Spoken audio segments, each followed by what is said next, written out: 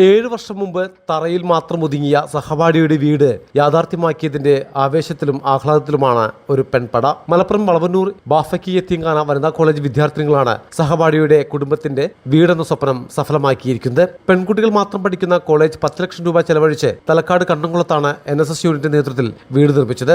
2014 ഏപ്രിലായിരുന്നു വീട് നിർമ്മാണത്തിന് തുടക്കമാകുന്നത്. 2 കിടപ്പുമുറികളും ഹാളും കിച്ചണും സ്റ്റോർ മുറിയും സിറ്റ് ഔട്ടും അടങ്ങുന്നതായിരുന്നു വീട്. അവസാനവട്ട മിനുക്കുപണികൾ വരെ ഇതിനകം പൂർത്തിയായി കഴിഞ്ഞു. കഴിഞ്ഞ ദിവസം വീട്ടിലെത്തിയ NSS വളണ്ടിയർമാർ ശുചീകരണ പ്രവൃത്തികളും പൂർത്തിയാക്കി.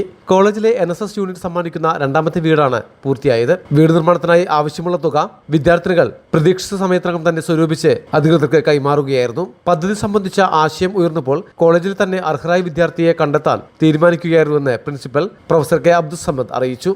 ഞങ്ങളതൊരു ചാലഞ്ചായിട്ട് ഏറ്റെടുക്കുകയായിരുന്നു. കാരണം ഞങ്ങളുടെ മുമ്പിൽ വിമൻസ് കോളേജാണ്. മിക്സഡ് കോളേജ് ആണെങ്കിൽ ആൺകുട്ടികൾ അധ്വാനിച്ചിട്ട് തന്നെ കുറേ പൈസ ഉണ്ടാക്കും. ഞങ്ങളുടെ മുമ്പിലും ഏറ്റവും വലിയൊരു പ്രശ്നം ഇവരെങ്ങനെ ഇത്ര വലിയൊരു സംഖ്യ സ്വരൂപിക്കുമെന്നുള്ളൊരു തോന്നലുണ്ടായിരുന്നു.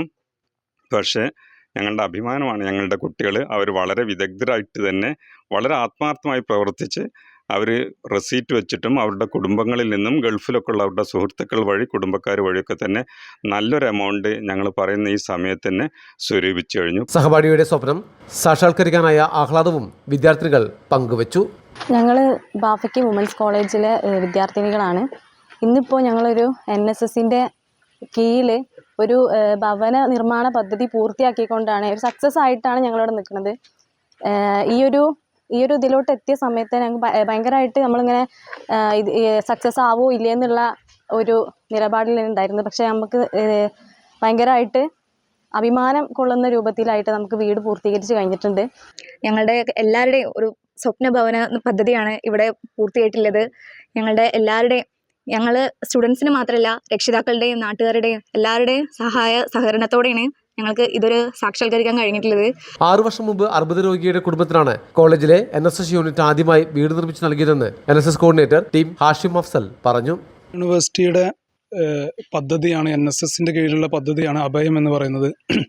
നമ്മുടെ കോളേജിൽ രണ്ടാമത്തെ അഭയം ഭവന പദ്ധതിയാണ് ഇവിടെ പൂർത്തിയാവുന്നത്.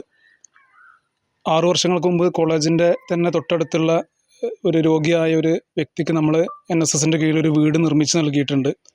വീണ്ടും ഒരു വീടെന്ന സ്വപ്നം നമ്മൾ മുന്നോട്ട് വെച്ചപ്പോൾ കോളേജിലെ തന്നെ അർഹതപ്പെട്ട ഒരു വിദ്യാർത്ഥിക്ക് നിർമ്മിച്ച് നൽകാമെന്നുള്ള NSSൻ്റെയും മറ്റ് അധ്യാപകരുടെയൊക്കെ അന്വേഷണത്തിലാണ് നമുക്ക് ഏറ്റവും അർഹതപ്പെട്ട ഒരു കുട്ടിയെ കണ്ടെത്താൻ കഴിഞ്ഞതും ഒരു വീട് നിർമ്മിച്ച് നൽകുന്ന ആലോചനയിലേക്ക് എത്തിപ്പെട്ടതും. വിദ്യാർത്ഥിനിയുടെ കുടുംബം വീടിനായി നിർമ്മാണ പ്രവൃത്തികൾ ആരംഭിച്ചിരുന്നുവെങ്കിലും പിന്നീട് പൂർണ്ണമായും നിലച്ചു.